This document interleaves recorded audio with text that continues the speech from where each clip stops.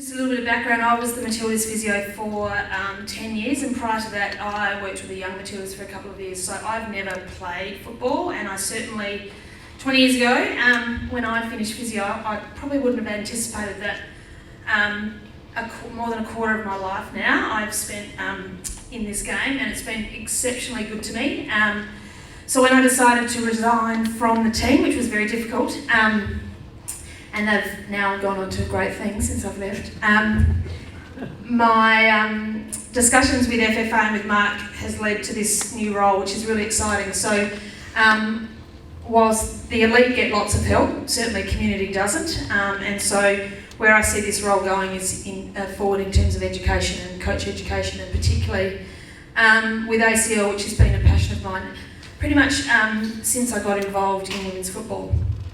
So I've got 2 talks down on the agenda, and we're going to kind of condense them to one today. So I just speak very quickly, so hopefully we will get through, and then if anyone's got any questions at the end, obviously sing out. So I'm going to talk about staying healthy, and I've put a question to this because Matt gave me the title of Creating an Injury Prevention and a High Performance Culture. So what we've heard this morning is lots of the science, and what we know is that if we can prevent injuries and we've got more players on the pitch, we are going to have improved success. And do we know what we're doing? And can we measure it? And what is the magic bullet? And so my real question to start with is what is injury prevention? Is it stretching at the end of a game? Is it rule changes that stop players getting shot like they got shot every 5 seconds at the stadium the other night when Honduras went down in a time-wasting event? Is it sleep? Is that coming up? Is it sleep? That's the hard-working Matilda stuff at the end of a long day. Is it ice baths? Or is it prehab and bands and rolling and so forth? So we've put that question a lot to national team staff, and we've seen it in literature. So I mean, the big take-home is it's all of those things, and so whose job is injury prevention? And that comes back to it's all of our jobs, because we all have a role to play in that, and we certainly have a role to play in the community where they don't have all the fancy extra sort of support. So what we do know is that the effectiveness of exercise interventions to prevent sports injuries, there's been a plethora of work in the literature. What we do know is that there is no benefit to passive stretching, and that injuries prevented by training, proprioception and strength seem to be what we are most keen to get out there. And certainly strength is king, or certainly strength is queen in the women's game. So I think, pleasingly that's certainly coming out more and more in the literature, and not just in football but in lots of things in terms of helping people self-manage their long-term issues. So when we talk about injury prevention, we have to talk about the guru of the model, which is Willem van Mechelen, who talked about this model a long time ago, and he spent some 25 years in this space, and this kind of flowchart is the underpinning of everything that we do in the injury prevention space, and everything that we really should consider. So first of all, depending on your cohort, and obviously we're all talking about the same sport today, we need to establish the extent of the injury. So what is the incidence and what is the severity? Because in the men's and women's game it is slightly different, so there needs to be a slight different emphasis to that. The next step to that is really establishing the etiology and the mechanism of why these injuries occur, because we can't try and change something if we don't know how it happens.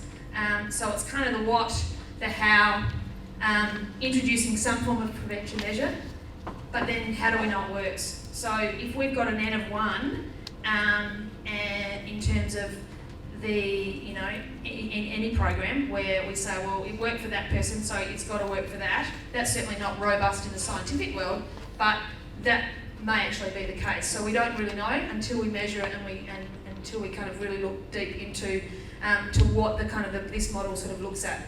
There's been some slight tweaks to this model, which I'll talk about shortly. So in terms of kind of, value for dollars, we talk about team injury prevention principles and programs. and then we can talk about individual needs. And certainly at the elite level, there is a lot more resources to kind of go into the individual needs. But again, how do we know that that intervention is going to kind of save, the problem? Because the unfortunate and fortunate thing about injury prevention is you're not going to know what you've kind of prevented. There's no way of knowing that. So we've got to be really careful around the language that we use to our players, and certainly to coaches, and the coaches in the room here, will be well aware, if you've worked with physios in the past that have promised that if we do this program, we will not get any injuries. We just can't say that. So we have to be really careful with the language that we use to both the coaches and the players. So when we talk about injury prevention, it's important to identify, target, and really attempt to mitigate effects. So it's about risk management more than anything else. We're going to touch a little bit about musculoskeletal screening, and is it what we think it is, and a bit about risk profiling, and then the importance of baseline tests. And that's not necessarily baseline's performance test, but it's just having some baselines so that if an injury does occur, you've got something to benchmark that against later down the track. Okay? So different groups have proposed different models. This is an approach that I really like that the Gaelic Football Association have published this year, and Eamon Delahunt presented this at the APA conference if anyone was there. But we look at kind of the group approach, which in community is the only way. So the same interventions for all athletes, and then we look at a cluster approach where it's modified with some factors, and then there's the individual approach.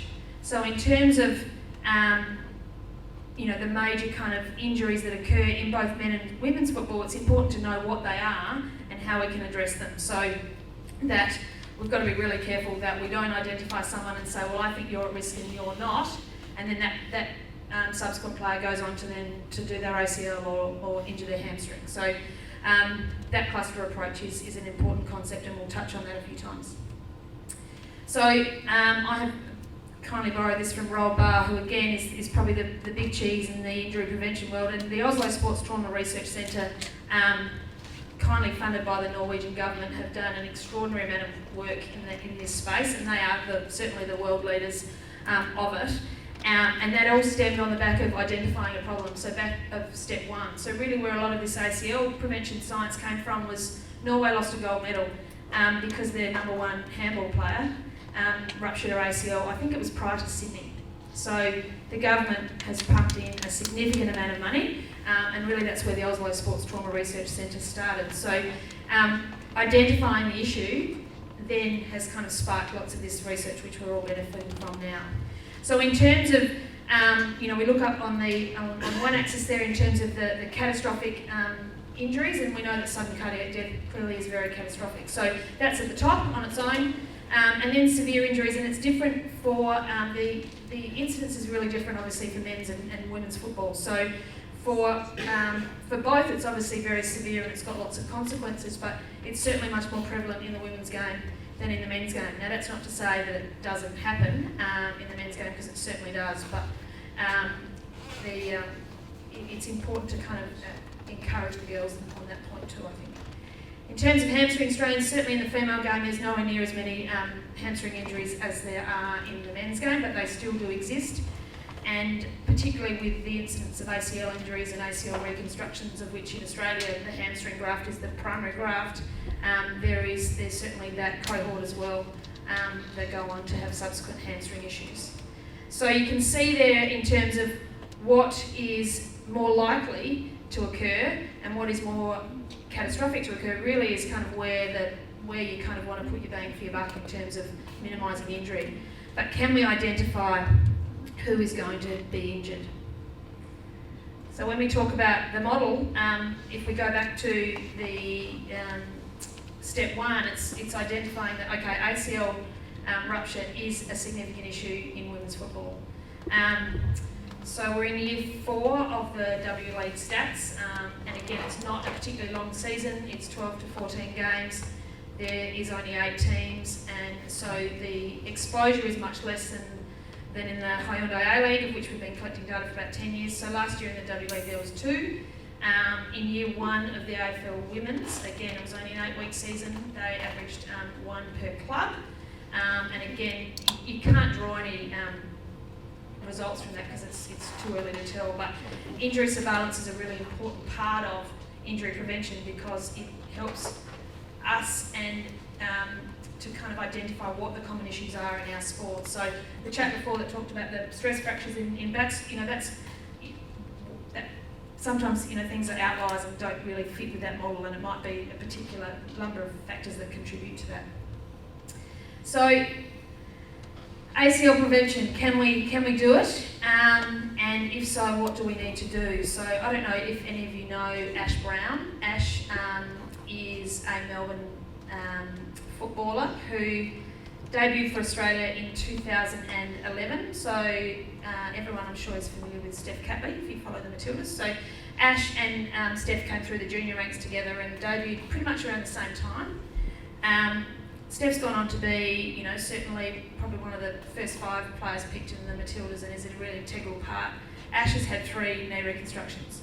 It has significant impacts on their psychological well-being, on their long-term knee health. It's a significant issue, and I use this picture a little bit because of the position of her knee, but could we have prevented that? I would like to think that we've got to get to the grassroots of it to then start to see some bigger, longer changes. So ACL injury is devastating for a number of reasons. The cost of treatment, not only personally, so to the player and to their families.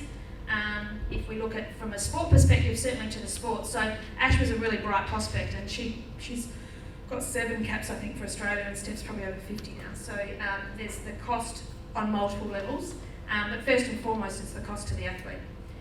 It can lead to early retirement.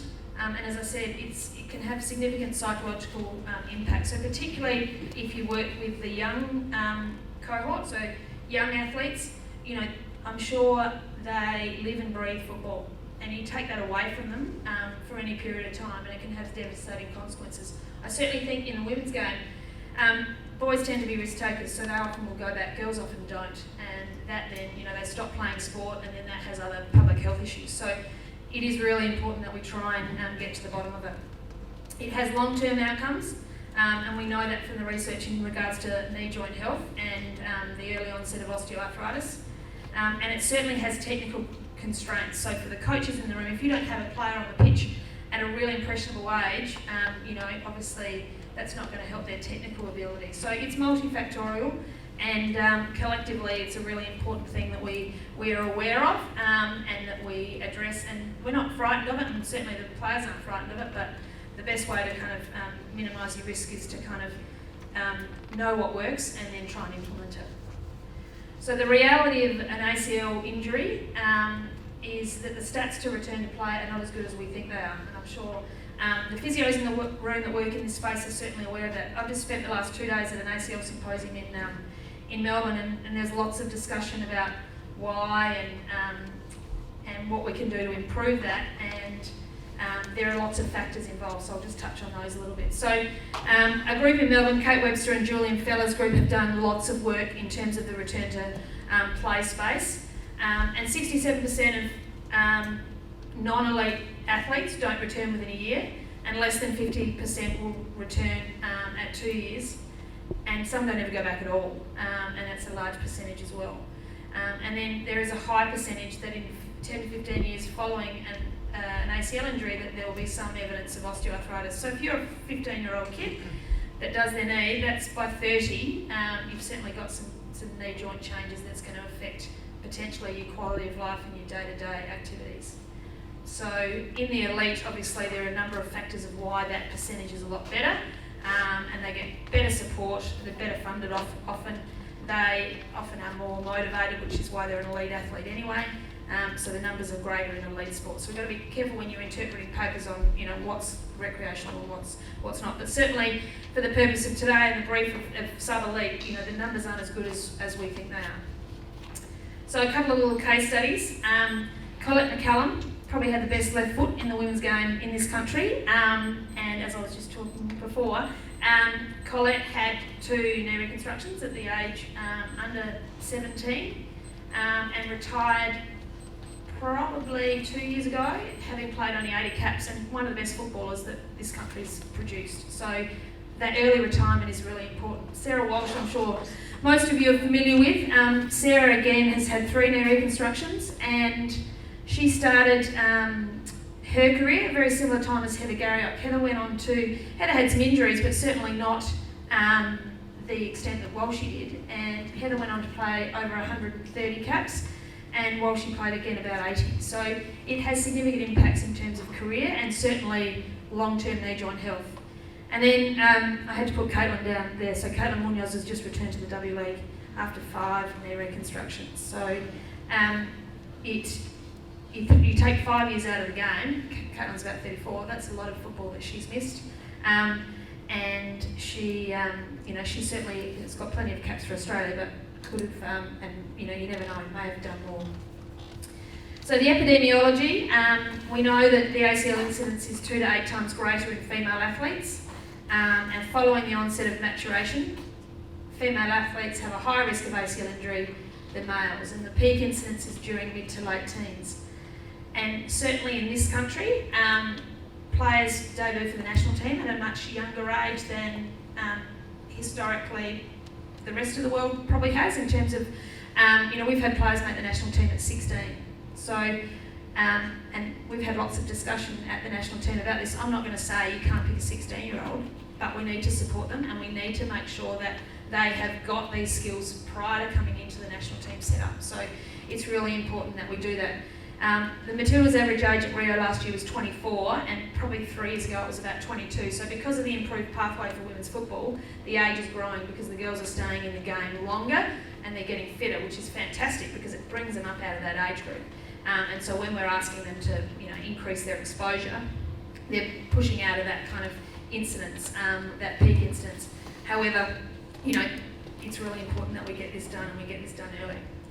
So the differences in regards to, and again I apologise for physios in the room that have heard this all before, the 3 key differences between females and males are, in terms of the ACL risk, is our anatomy is different. So the research would suggest that it often is a smaller intercondylar notch, different shaped pelvis. There's obviously hormonal changes and hormonal influences on ACL injury, and that's been researched significantly. Both of those 2 things are not modifiable. The neuromuscular, which is that control of how we land, how we jump, is really important. And 15-year-old boys are not dissimilar to girls in that they sort of haven't really hit their straps, and so the boys then, when they were doing that change of direction and really struggling to control their trunk, with some cueing and some kind of education and repetition, that's the part of the neuromuscular component that we can make a difference on. So that's really the 3 key differences on why the rates are much, much higher. And it's not just isolated to certainly to soccer. There is going to be a significant influx with the introduction of AFL women's in this country. So the neuromuscular differences between males and females is the strength development during adolescence. So boys and girls kind of mature similarly up until kind of puberty, and then boys go on and get a lot stronger. Girls need more help. And certainly, as Mark said before, there's been a number of changes in my time at FFA over the technical direction and so forth. When I started, the girls were involved in CIS-SAS networks and certainly in that junior elite pathway, and they were attached to NSWIS and VIS and so forth, and they were getting some strength stuff. Then that all changed, and they got, gyms were banned. We had to do everything with a football. And a lot of that is perception around what strength is, and strength is not getting massive, it's just getting good control and good feedback and so forth. So that fortunately has swung back in favour of science again, which is fantastic. Girls are slightly, we have different coordination strategies, and as I talked about when the players were on the field, boys tend to use a hip strategy when they land, and girls will tend to use more of a knee strategy. Does that make sense? So girls tend to be a bit more stiff through their hips, and will use their knees and their quads to kind of really absorb shock. Boys tend to naturally to stick their bum out and sit into it a little bit more. So there are a number of factors which contribute to the issue that we have in terms of ACL injury, and it's not just about those 3 things. So I think early today we've had these models put up in terms of the factors that contribute to injury, and there is so much going on that one thing and one person cannot prevent the injury. It's multifactorial, and whilst that's difficult in some ways to get your head around, it's important to recognise that that each little bit's got its place. How much is that weighted to one or the other? But if you can control the things you can control, and certainly the neuromuscular stuff is something that you can control, then there is the effects of training, so the negative effect of undertraining just as much as overtraining. And physios, historically, we have been really terrible at putting players in cotton wool. Really, I think until kind of the Tim Gabbett's work and all the great sports scientists that have kind of encouraged us to think about what training load means and how we can adapt our players physiologically, keeping them fit whilst removing some of the harmful stresses particular to that injury. So it is multifactorial. So there's the positive training effects of applying workload, and then there's the negative effects as well. So it is multifactorial. So we kind of have to take little bits of everywhere, and it's not. I think if we try and put all our eggs into one basket and be too fanatical about stuff, that's where we get a bit lost. So the thing with the 11 plus is getting them to do it in the first place. The best exercise is the one that people do. So if things are too hard, that it won't get done. If we make it too hard for coaches to implement, we've got to really get to kind of why that's the case. And certainly it's time, but education, and certainly at a national level, we have been able to show lots of experience of players like Ash Brown, Walshy, to really kind of draw attention to it, because then, when you talk about, I'm sure the coaches again will agree, when we talk about performance and technical restraints and all those sorts of things, that's when we can get that buy-in. So if you're a physio and you're trying to get this up at your club, the performance angle is a much better way to go in terms of getting that buy-in than injury prevention. And same as with a player. A player does not know what injury prevention means. You can say to them till you're blue in the face, I don't want you to get injured and so forth, but really the crux of it is the performance angle. So what are the mechanisms of an ACL injury in football? So this comes out of the UEFA work of Marcus Walden and Jan Ekstrand in Sweden. This is on male footballers, but there isn't any data on females, but it is very, anecdotally it's the same.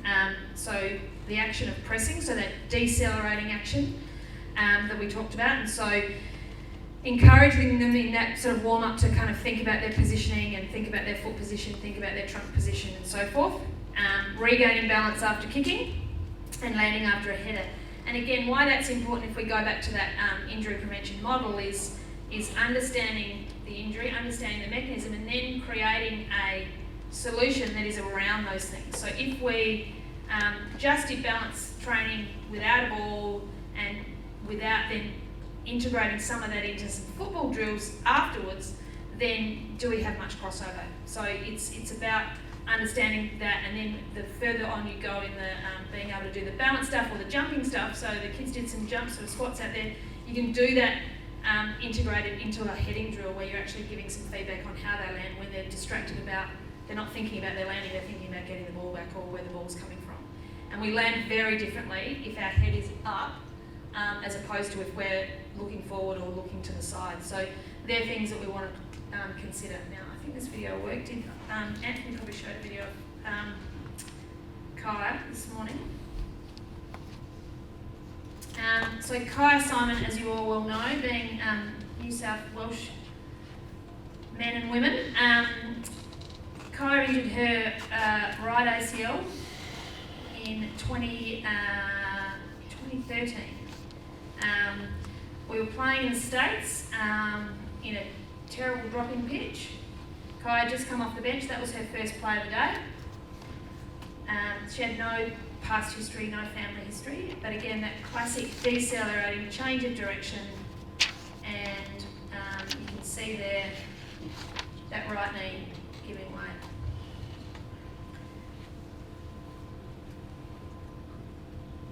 So really what kind of helped us to get a lot of this on, or unfortunately helped us, is what we had at one point in time, a significant number of players that had missed games. So last year at Rio we had 4 players that had had previous ACLs, one of which had had 2. So that's between kind of 5 players, that's a lot of time lost into a fairly young side. So, is it because we're doing things differently that our numbers, you can't, it's so multifactorial that we can't tell. I certainly think that they're getting older and they've got a lot fitter, so that's certainly contributing to touch where we're at the moment. But you can't hang your hat on any of that. I think really where our bang for our buck is getting these exercise prevention programs in the first place. So our number one priority is to prevent the first one. We're going to touch a little bit about on athlete screening and profiling in regards to the ACL. And then what I'm also really passionate about is preventing that second ACL or second knee injury, which we know from research is higher than we think.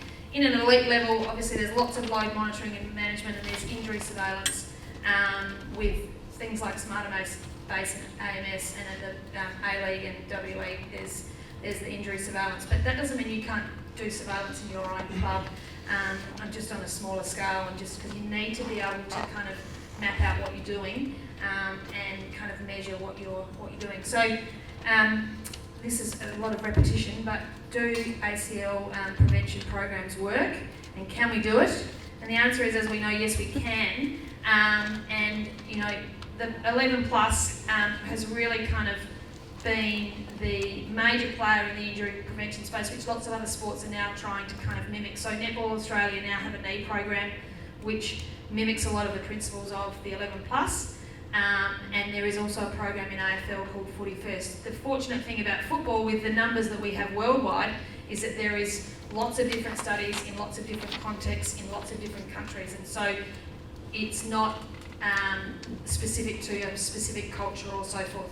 The biggest problem that we've got is that you won't know who and you won't know how, okay? But we know that it works. So injury prevention programs and the 11 plus, we know from the literature, reduces ACL injury by up to 50%. So how do you say to someone, can I identify that you're at risk and can I not? Think of the 11 plus like a vaccine. You give it to everybody, because the numbers in research for the coaches in the room, we look at numbers needed to treat. So, you need to treat lots and lots and lots of people to be able to then show an effect size. But what we know from all the pooled data is that the ACL injuries can be reduced by up to 50%. So that's really good. So we know it works. So why are we still getting all these issues? And the real problem is implementation. And that's the barrier on lots of things, and certainly in this case. So how many had heard of the 11 plus before today? Cool. And now this is preaching to the converted, because you're all here to learn. There's so many people, when you talk to people that are physios or that are coaches or that are parents that haven't heard of that, which that's fine, but it's our job to kind of try and spread the word. I sound a bit evangelical when I stand up here and say that, but it's really important. So it's everyone's job. There's an 11 plus kids as well. That's just a bit more sort of play, a bit more sort of fun orientated. So again, really useful resources, and I'm not going to go into each step, but the fact that everyone is aware of it's great. It's the problem that we all have is how you implement it into practice, and certainly, it took us a long time at the national team level to do that. Performance is absolutely the way to go. So as I talked about on the field, there is an app which has been set up by the Oslo Sports Trauma Research Centre. It's a free app, and it is available on Android and on iOS. There is a number of sports in that app, so it chews up quite a bit of your download. So once you've downloaded it once, it's up. But I'd strongly recommend that you bookmark it if you're interested.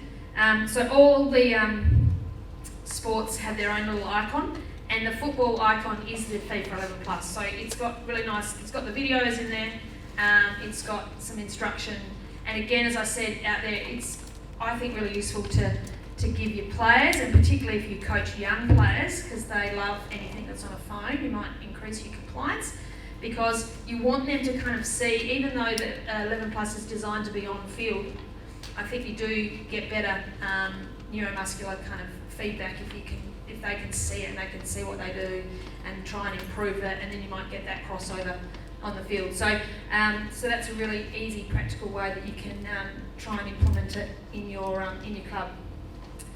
So some other practical tips that are useful in terms of that, improving your general posture and the neuromuscular control of the core and the lower extremities, is that footwork and the running technique, which we talked about, particularly in change of direction, and particularly, mimicking that pressing situation, which we saw really classically before when Kaya injured her right knee. Maintaining balance during shooting, passing and ball clearing, and again, take it back to performance, like if you say to a kid, imagine trying to kick a ball when you're standing on a surfboard with one leg, you're not going to be particularly accurate. If you can improve your control, then you're going to improve your accuracy, you're going to improve your power, and keep referring back to that performance, I think, for compliance. And certainly what we know from the literature is that's the way that we get the best kind of buy-in. Jumping and landing technique during heading drills is really important. So if you watch your kids at training this week, or you watch your adults at training this week, we land really differently when there is contact, which is why that bump and jump kind of exercise is really important and why that's in there. And certainly when you question people when they come in and they've done their ACL and you say, well, was there any contact? And they say no, and then you say, well, what happened before that? And it's significantly the amount of people that have had some perturbation, which will change that. So you need to have that into the prevention program. And then you certainly need to have that in their rehab program, because if that's how they've injured their leg, you've really got to retrain a better technique for their physiological function, but also for their psychological function. Because if you haven't done that before they go and experience that on the field, then that's going to certainly have significant implications in terms of their ability to feel like that they can return to play. And then promoting fair play in order to avoid tackling from behind. So injury prevention does have a role in rule change as well, and harder to do probably in football because it's such a global sport, but certainly where that comes into play in sports like AFL, lots of the injury data that they have influenced that, which is much easier to do when the sport's played in one country.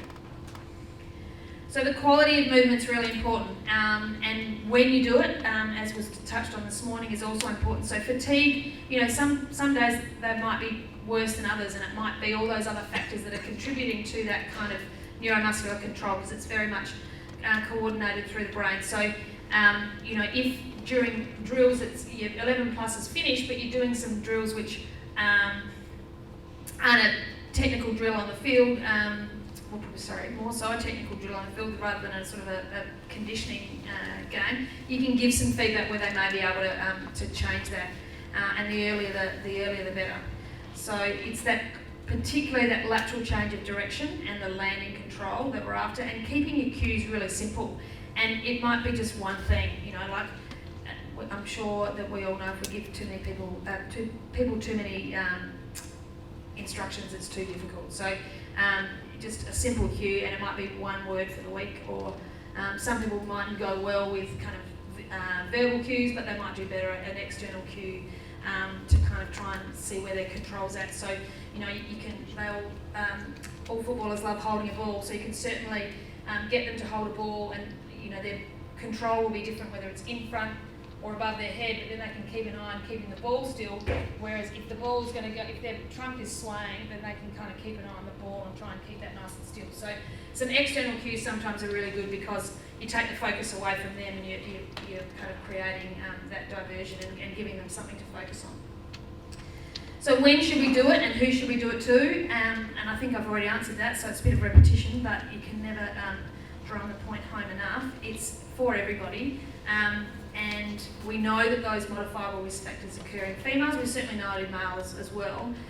And there's been some great research out of Greg Myers' group in the States in terms of the age-related association between resistance training and reduction of ACL injuries. So we know that the sooner we get it done, the better. And certainly puberty, we have more bang for our buck. That doesn't mean you don't do it on your mature athletes, but the sooner we get it done, the better, absolutely. So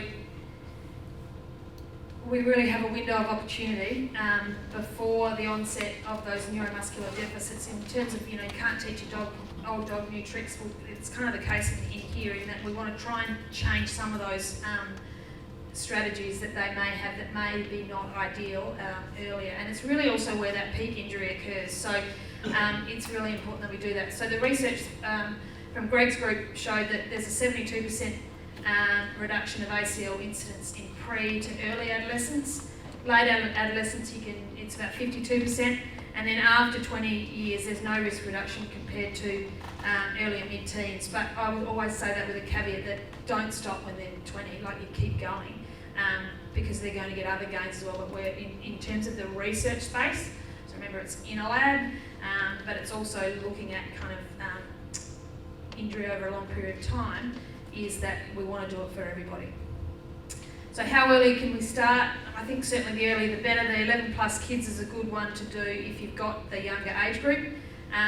Generally, injury risk is low under the age of 12, but in saying that, in my football work life, I do mostly ACL rehab, and I have rehabbed a 6-year-old, not from soccer, she fell off a slippery dip, and I have got a 12-year-old and a 13-year-old who, she was 12 at the time, who did her knee at Nationals this year, playing for SA. So it does happen. It does certainly happen at a young age. And people always ask the question on why are we seeing it more and more? And I think there's a number of reasons, but they're better picked up than they used to be. I think historically, if kids presented to an A&E, they still get missed now all the time because a plain X-ray will be normal. But it was never really a possibility. People didn't, I think, consider it. Whereas now, certainly in the sports medicine world, we're much more aware that that can happen. So any, obviously, instability episode that occurs, if there's a pop or a crack on a change of direction, is an ACL until proven otherwise. So that's a really kind of, it may sound simple, but it's certainly, it's really important. You've got to listen to their clinical history, and you don't need imaging most of the time, 99% of the time to tell you that.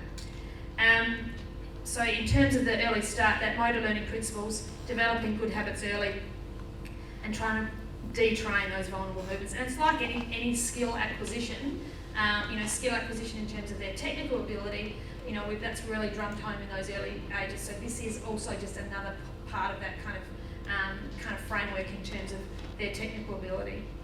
So the implementation model, so Carolyn Finch's group at ACRIS, the Fed Uni in Ballarat, they've done, they are world leaders in implementation, and we certainly a couple of years ago, Alex Donaldson, who's done a lot of also work with Karen, we ran some workshops at FFA. We had an elite strategy sort of discussion. We had community, so we got the community guys in, and really we kind of were sort of workshopping, well, what are the barriers? And as I said before, we know that the barriers are time and purpose. Is it going to work? How do we know it's going to work?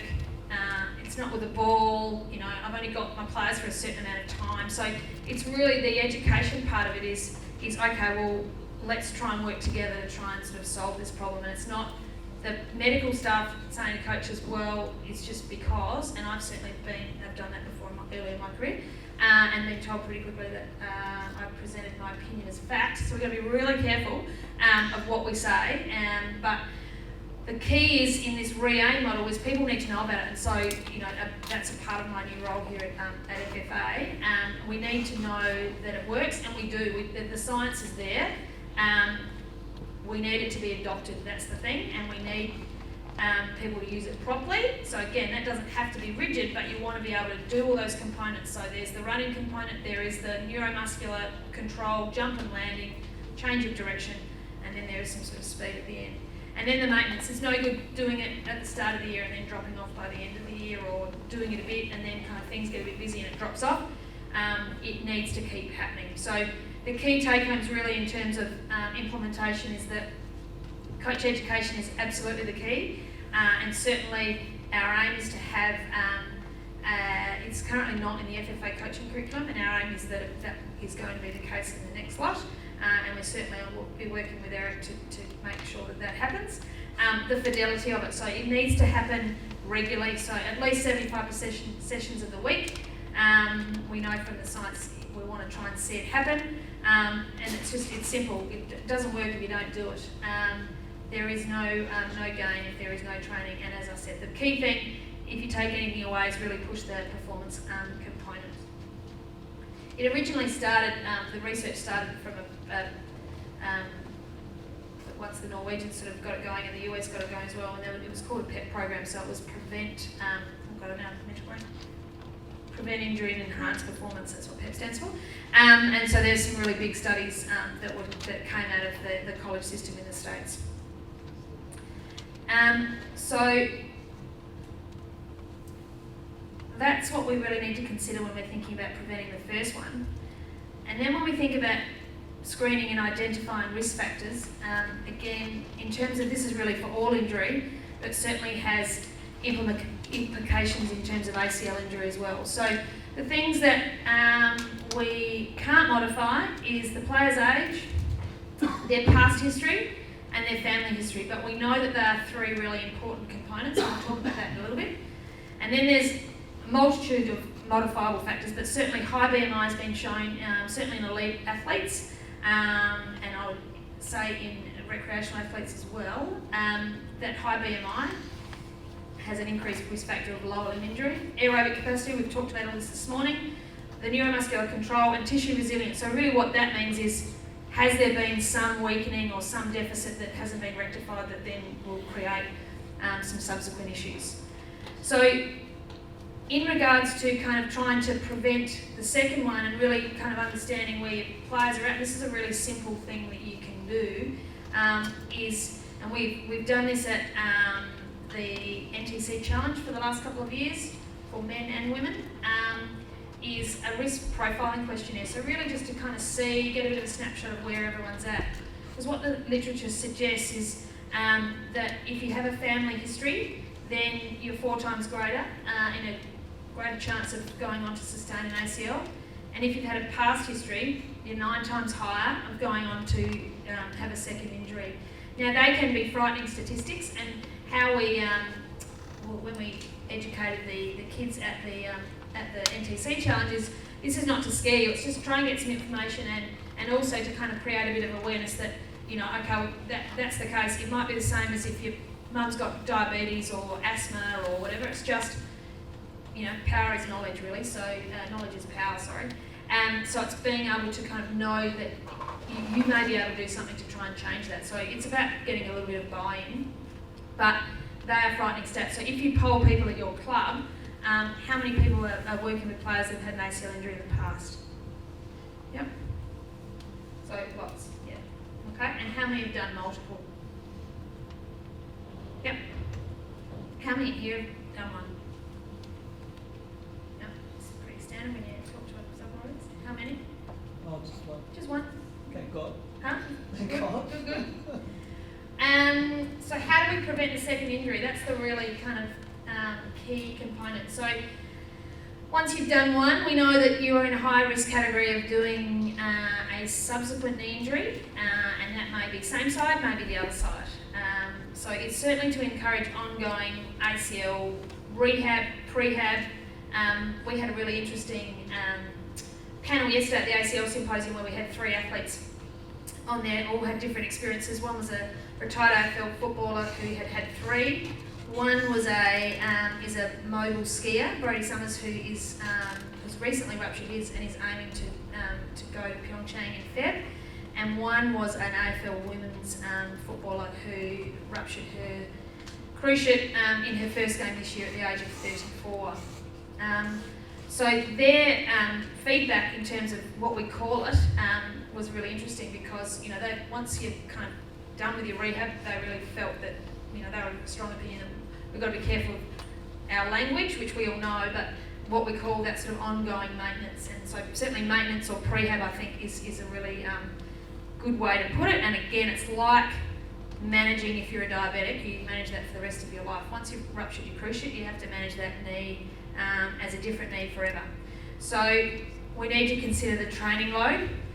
And the third thing I've got down there is how they got there. So what was their, they might come to the club and they might have done their knee, 3 years before and not even think anything of it, and have got through. But once you kind of drill down, sometimes it's important to then kind of look at what their functional deficits are, and they're the group that I would certainly be looking a little bit more at their functional capacity.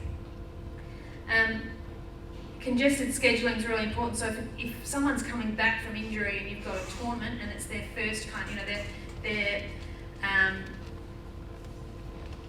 chronic load is different. They've had a very interrupted, 6, 12, 18 months. Then putting them back into a high kind of spike of load is really dangerous, certainly on the back of any form of injury, but certainly on the back of an ACL injury. So we've got to consider things like nationals and tournament-based competition. So does age matter in terms of how we talk to our players if they've had an ACL injury? So it absolutely does. We have to treat them differently. So we like to kind of make sure that the player and their parents and the coaches are aware that if that group that's under 20 that has ruptured an ACL are in a high risk category of doing another one. So you can pitch that two ways. You can say you've got a 30% chance of going on and doing another one, or you can say you've got a 70% chance of not doing it again. So again, we've got to be careful with how our language and how we present it, but we absolutely have to have that discussion because, as I said before, particularly males are risk takers, and girls are too, and they just want to get there in a hurry. They don't really kind of think long term, but I suspect if you talk to Colette McCallum or Sarah Walsh now with what we know, which they probably weren't educated on that back then because the science wasn't there, they may have chosen slightly different paths to their return to play. So under the age of 20 years, you are 6 times more likely to rupture your graft and 3 times more likely to sustain a contralateral rupture. So that's a rupture on the other side, and that's there is big numbers in these studies. So this is not my opinion. This is certainly presenting the literature, and it is consistent across the world. So this is Australian data out of Victoria, but it's certainly very consistent with data that comes out of Scandinavia and the US, which are the big players in this space. So if you're under 20 and you go back to sport, your odds of doing it again increase. Okay, so again, we're not saying to people that you will do it. It's about, well, you've got an increased chance. That doesn't mean you're going to, but they're at an increased chance. So we need to make sure that they have done all that they can to try and mitigate that risk. So who works with under 20s? Yeah. So 1 in every 3.5 patients that have done an ACL and are under 20 will go on within a 5-year period of doing another one, and we know it's generally within the first kind of 2 years. And if they've got a past history there, again, it's 30 to 40 times greater risk of re-injury compared to their adolescent cohort. So if you play soccer and you've done an ACL, that's a deadly combo. But again, it doesn't mean that you can't go back, but how have you got there and what have you done to kind of try and minimise that risk? And certainly for the physios in this room, you may have inherited them from someone else. So you might be the club physio or so forth. You might have been involved in their rehab. But just because someone says they've done rehab, we know if someone says, yes, I've done my exercises, that can mean so many different things. So it's important to kind of really understand exactly what they've done and what their training capacity has been like, because often they'll get cleared, and this happens a lot, they'll get cleared in a physio room, and yes, you can do some physiological tests, and then the interpretation of what return to sport means or return to train means is really different.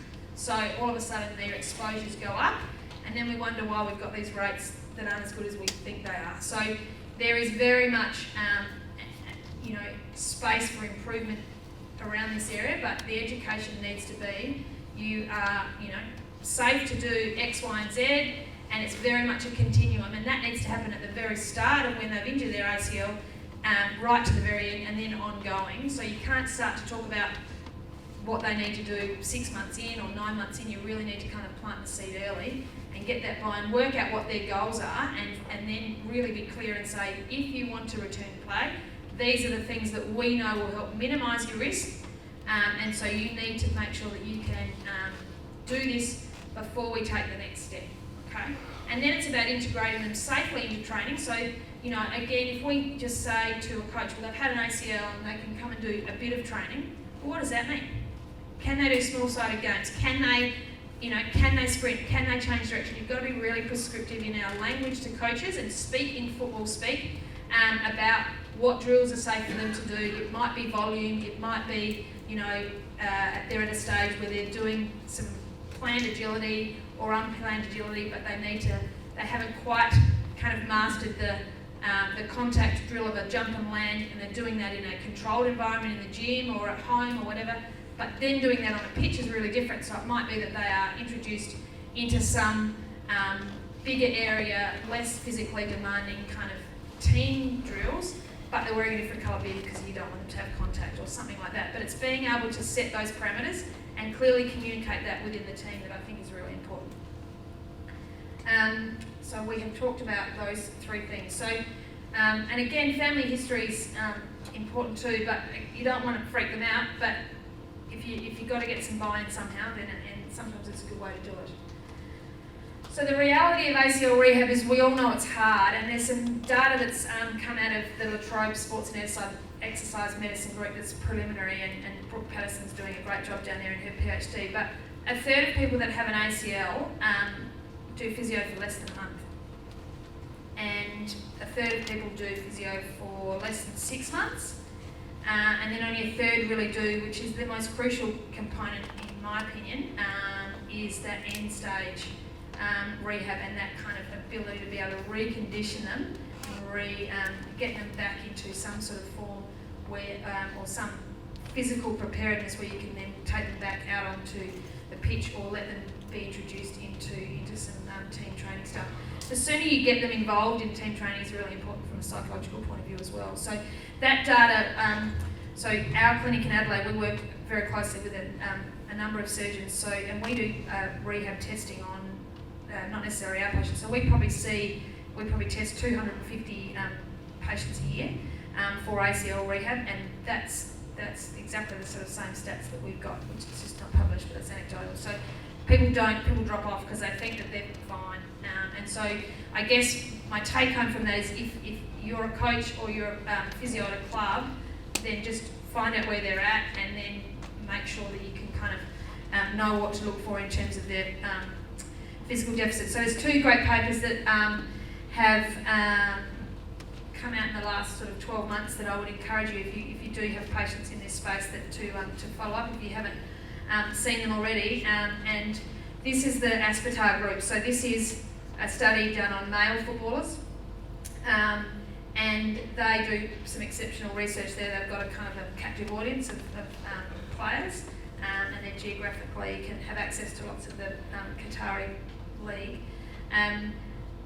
But what their research suggests, and again, it's done in males, but certainly from my experience of working in ACL rehab for a long time, it's absolutely the case in females as well, is that if you don't meet discharge criteria before you return to sport, then you've got a 4 times greater risk of rupture. And again, there's not one magic bullet. There is so much literature about what functional tests are out there and what tests are there. There is not one magic test, but certainly a battery of tests. And we've got the fortunate ability to have an isokinetic dyno. And whilst people functionally can be really good, so they might be able to do 25 one-leg rises, so they might be able to get out of a chair with using one leg, which is a good functional test to use, and I certainly would encourage you to do that. But they can do that really well, but you can see significant quads deficits that need to be addressed before you can kind of really progress them onto the field. And if they don't get that back, we know that has implications in terms of their knee joint health, because it doesn't have the ability to protect the joints. So patellofemoral OA is a significant issue after ACL injury, and a lot of that is down to the quad strength. Sorry, you know how you've got the 6 tests there? Yep. How would you test for the top one? So that's an isokinetic dyno, Yeah. so that's an expensive piece of machinery that not many people have. But if you've got someone so there's lots of other functional tests that you can do, but you can use handheld dynamometry. Certainly Rod Whiteley at Aspetar is a big believer in handheld dynamometry, but you've got to have good equipment. But there are functional tests that you can do to sort of screen as well. So as I said, the one-leg rise test is an easy clinical test that you can do. Single hop test, triple hop test. You've got to be really careful though when you interpret limb symmetry index, because if you can imagine, your non-affected leg is likely to be a bit deconditioned, certainly in the early stages. So unless you've got preoperative data, limb symmetry index probably doesn't tell us what we think it's telling us, but it's a good suggestion. What we look at when we look at isokinetic dyno, in terms of quad strength and hamstring strength, and particularly with quad strength, is as a percentage of body weight, because they might be poor on both sides. But we know there's normative data around male athletes and men in terms of you need to be able to generate 260% of your body weight. And if you think about the patellofemoral science and going up and down stairs and jumping and landing, we know that those types of activities increase the joint reaction force, so you've got to be able to withstand your body weight. So if someone's 150 kilos, they need to be a lot stronger than someone's 50. But particularly in female athletes, often what we'll see is that their hamstring strength across the board will be poor. So like I said before, in terms of they tend to be quite knee dominant, they use their quads, they don't really use their posterior kind of muscle group very well, so they're often poor on both sides. So that's an important paper. The other one that I would encourage people to read is the Simple Decision Rules. That there's a massive sort of amount of work from Snyder Macra's work in Delaware, and then the Oslo group as well, in regards to when to return, and we've really got to push for criteria-based return as opposed to time-based. But time is important too in terms of graft maturity and so forth. So what their research suggests is for every month that return to sport was delayed until 9 months, then thereafter that rate of knee re-injury was reduced by sort of 50%. So and their other key finding was that quad strength is really important. So and if you've got players that you're worried about, then there are places in in Sydney that you can have them tested in terms of isokinetic dyno and so forth. So seeing out if that's something that you'll be interested in. So just in the essence of time, I'll just rush through this. So this injury prevention model occurs, across the board. So hamstring injury, we know in male footballers is high, and there's been lots of work around hamstring strength. The numbers are still high, and a lot of that is the barriers around, when do you do Nordic stuff? People are scared of doing it prior to training. So the UEFA group have had the luxury of doing amazing injury surveillance over a long period of time, and the injury rates are still high despite all this kind of money that's been pumped into hamstring injury research. And again, it comes down to implementation, and the actual effectiveness of the exercise then is lost because the compliance is not there. Similar for adductor-related groin pain, again, not necessarily very common in female athletes, but certainly in male athletes, and it results in a lot of time lost. And so there's been a recent addition to the 11 plus. So the Norwegians have done a really lovely randomised control trial, which was presented at the IOC conference this year, and including the Copenhagen adduction exercise. So that's an example of it there. And again, if anyone doesn't have access to these papers and wants them, then just sing out and we can try and get them to you. But I'd encourage you to read to that one as well. And certainly with your male athletes, that's a good one to add into your program, and you can certainly try and keep them on the park, because groin pain, as we know, is sometimes isn't reflected in games lost, but certainly in terms of ability and loss of power and loss of speed and so forth. And often it's that grumbling kind of injury that sort of sits below the surface, and they underperform as opposed to having significant time out. So the individual approach in terms of screening and what does screening mean, and I think the other key thing that we know from research in the last few years is, there was a very strong buzz over musculoskeletal screening for a long time, and it's really important that we do it, and do it for a number of reasons, but we've got to be honest with ourselves and honest with the research, and realise that we cannot predict who's going to get injured. So that's not why you're screening. So we've got to be really careful, again, in your language to players and to coaches. You cannot predict. So drop vertical jump, which was in the ACL literature and still very much believed by Tim Hewitt's group in the States, has been proven we cannot predict who's going to get injured. So again, we go back to the vaccine. Is we know that there's high numbers of ACL injury in football. We know there's high numbers of hamstring injury. We know there's high numbers of groin injury. So everyone gets the vaccine, and that's what the beauty of something like the 11 plus is it's applicable in the real sense. So musculoskeletal is important to detect current musculoskeletal issues. So as I said, if you've got someone that's had a past history of an ACL, then you can kind of drill down a little bit and look for some functional deficits. It's important to establish baselines so that if they do go on to become injured, then you know what they were like prior to the injury, because otherwise you're relying on, perhaps a false sort of positive. So baselines are really important to have, and certainly when there's more resources and the luxury, that's what we would do at an elite level. But certainly in your clinical level, being able to objectively measure stuff, so using handheld dynamometers, using range of motion for ankle range of motion and knee to wall, simple measures that you can kind of detect easily and that's reproducible. And the other thing that screening does, particularly if you're new to a club, is it helps you to build a relationship with the player so that they can be open and honest with you and go from there. So I will just skip through. Again, that's from the Eamon Delahunt model and the Gaelic Football League, which I think is a really nice way of looking at, okay, injury trends, risk factors, sport demands, and then, what we can do, but making sure that all those components are addressed. So my other little very brief thing that I'm going to talk about to finish is, Matt asked me to talk a little bit about high performance and teamwork, and really it's high performance, it's everyday relationships, it's your clinical work.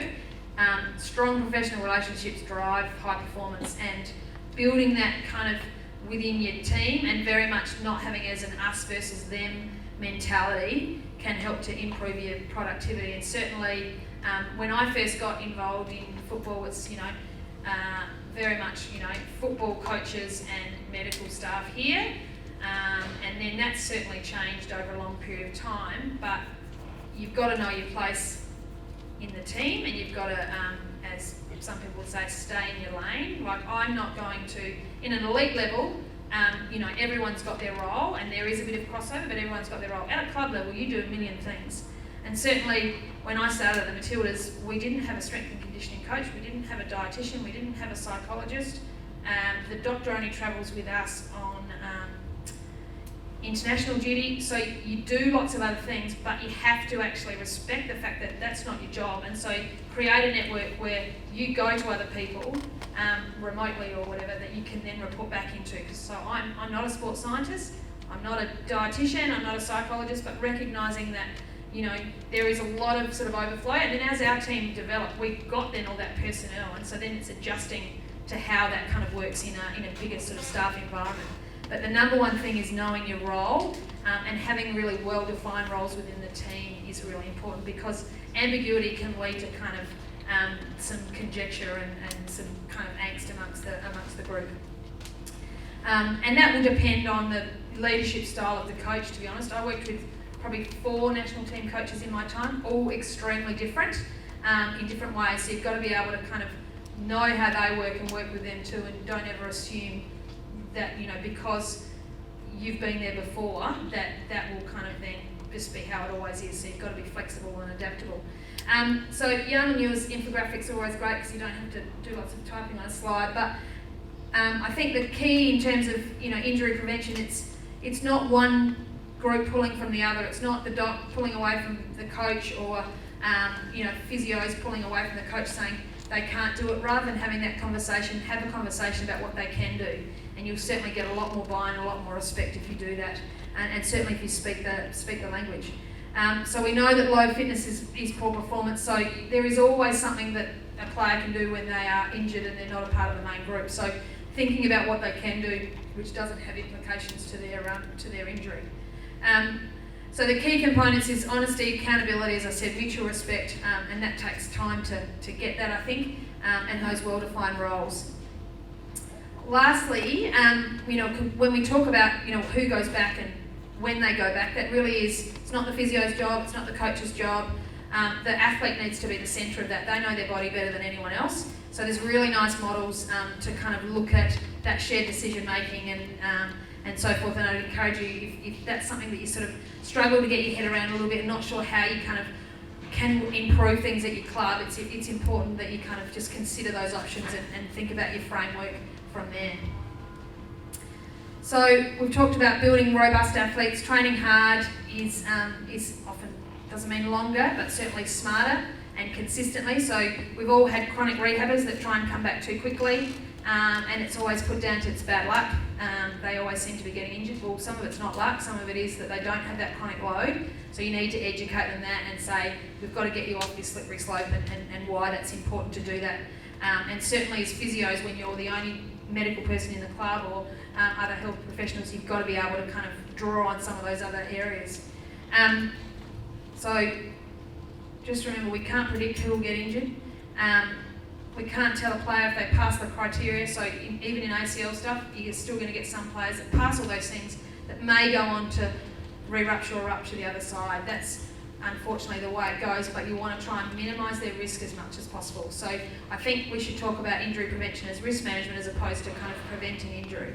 So consider their age, try and get on and do it, persist with it because it won't kind of fall into place straight away, and keep plugging away. It's probably the main reason why I'm still at FFA 14 years later, is that I really believe that we need to get this happening. Beware of the player with the past history. So thank you very much.